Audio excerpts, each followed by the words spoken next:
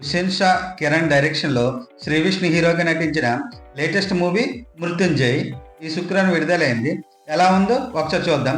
కథ విషయానికి వస్తే, క్రైమ్ రిపోర్ట్ కావాలని హీరో జైకి ఆ అవకాశం రాకపోవడంతో యాడ్ ఎగ్జిక్యూటివ్గా పనిచేస్తుంటాడు. శ్రద్ధాంజలి యాడ్ కలెక్ట్ చేసే క్రమంలో అంజలి ఇంటికి వెళ్తాడు. అక్కడ అంజలి చూసేసరికి హీరోకి తన బాల్యం గుర్తొస్తుంది. అంజలి నాన్న అచ్యుతరావు ఎలా చనిపోయాడు, దానికి కొన్ని రోజుల్లో మరో వ్యక్తి కూడా చనిపోతాడు. ఈ రెండు సావుల మధ్య ఉన్న సంబంధం ఏంటి, పోలీసులు ఈ కేసుని ఎలా డీల్ చేశారు, ఈ సావులు వెనుకున్నది ఎవరని హీరో ఎలా కనిపెట్టాడు అనేది ఈ సినిమా కథ. ప్రముఖ డైరెక్టర్ సుకుమార్ శిష్యుడు ఈ మూవీకి డైరెక్టర్ కావడం విశేషం.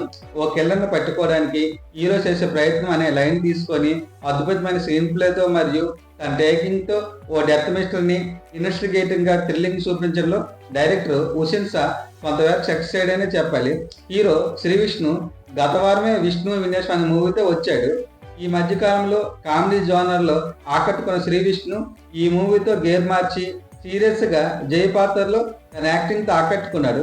అలానే విలన్ పాత్రలో వీర్ ఆర్యన్ హీరోతో పోటాపోటీగా తన యాక్టింగ్ తో అదరగొట్టాడు.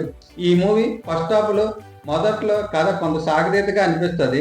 ఎప్పుడైతే అంజలి ఎపిసోడ్ ఎంటర్ అవుతుందో అప్పటి నుండి అసలు కథలోకి వెళ్తుంది. ప్యారలల్ గా 2 మ్యాటర్లు జరిగిన తర్వాత కథ కొంత స్పీడ్ పెరుగుతుంది. ఇంటర్వెల్ బ్యాగ్ అయితే ఆకట్టుకుంటుంది. దీంతో సెకండ్ హాఫ్ పై ఆసక్తి పెరుగుతుంది. సెకండ్ హాఫ్ లో హీరో విలన్ ఆడే మైండ్ గేమ్ అయితే ఎక్సలెంట్ గా ఉంటుంది. ఈ మైండ్ గేమ్ జులై మూవీ మరొకసారి గుర్తు చేస్తుంది. క్లైమాక్స్ లో హీరో విలన్ ఎదురుపడే ఎపిసోడ్ అయితే అదిరిపోతుంది. ఓవరాల్ గా ఫస్ట్ హాఫ్ కొంత సాగతీతలు అనిపించిన సెకండ్ హాఫ్ అయితే ఆకట్టుకుంటుంది. దీనికి తోడు బీజిఎం కూడా కొంత ప్లస్ అయిందనే చెప్పాలి. మ్యూజిక్ డైరెక్టర్ కాలభైరవ్ తన ఆర్ఆర్తో అదరగొట్టాడు. అలానే పోలీస్ ఆఫీసర్గా రెబా మేనకర్ జాన్ తన యాక్టింగ్ తో ఆకట్టుకుంది. మిగతా నటులు కూడా తన పాత్ర తగ్గట్టే నటించారు. సినిమాటోగ్రఫీ, నిర్మాణాలు, ఎడిటింగ్ కూడా బాగున్నాయి. ఓవరాల్ గా ఈ సినిమా అయితే పర్వాలేదు అనిపిస్తుంది.